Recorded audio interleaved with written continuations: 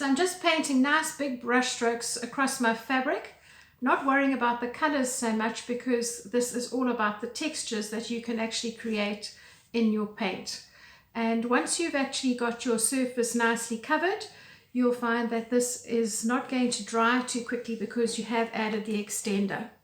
So you need to use your imagination to think of all the different things that you could actually use. I have here just a comb, and you can use your comb to create patterns just by dragging it into the paint. You could use things like a wooden knife. Those create quite nice textures. You could use all your palette knives that you might use for mixed media. So you could create little brush strokes where you could do fan effects like this.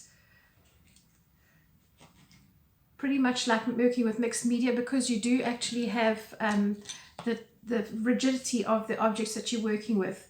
You can use simple edges that have hard edges to create lines, like so.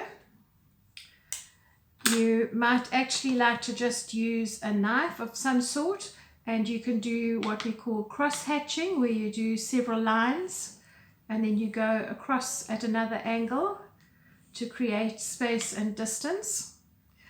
You can use the back of a paintbrush to do little circles or dots, or you could use the back of your paintbrush to create patterns. So these are just a few of the basic things that I had just lying around within arm's reach, and I hope this has given you some ideas of things that you could actually use to create nice patterns and textures in your fabric paints. This is especially useful when you're trying to create borders on big things like a tablecloth. Very useful. You don't have to spend hours doing a laborious design. You can scratch the design into your paint and it will dry really nicely. Be inspired. I'd love to hear from you. Please subscribe to my channel. Don't forget to turn the notifications on and watch out for the next videos on brushwork and on color. Bye for now.